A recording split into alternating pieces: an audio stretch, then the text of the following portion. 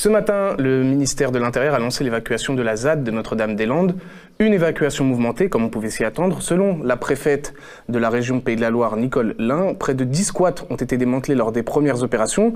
Virginie Crécy nous détaille les premières heures de l'expulsion. Tout ça à l'aide d'images du compte Twitter, Zone à défendre. Il est 4 heures du matin à Notre-Dame-des-Landes. 3 mois après l'annonce de l'abandon du projet d'aéroport, les gendarmes s'apprêtent à expulser ceux qui vivent là. La trêve hivernale est terminée, l'expulsion peut commencer. Le jour ne s'est pas encore levé à Notre-Dame-des-Landes, mais déjà les lacrymogènes sont lancés. Il est 7 heures sur Europe 1. Le ministre de l'Intérieur, Gérard Collomb, prend la parole. Qu'une fois pour toutes on en finisse avec cette opération qui a commencé il y a une quarantaine d'années.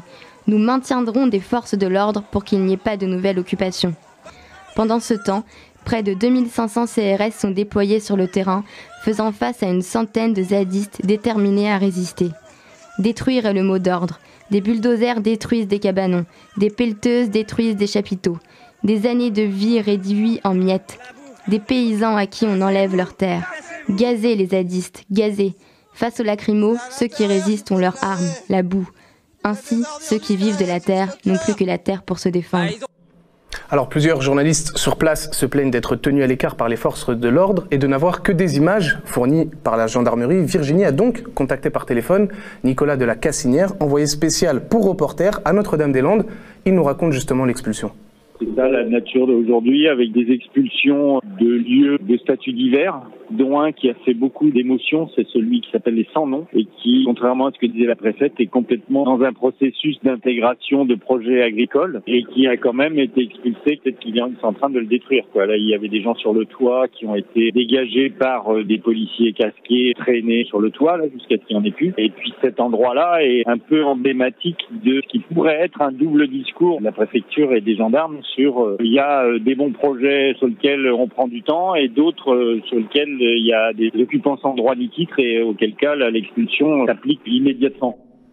Eh bien, si vous vous demandez pourquoi les forces de l'ordre tentent de tenir à l'écart les journalistes, écoutez une nouvelle fois Nicolas de la Cassinière qui nous explique en quoi justement la présence des journalistes est importante sur place.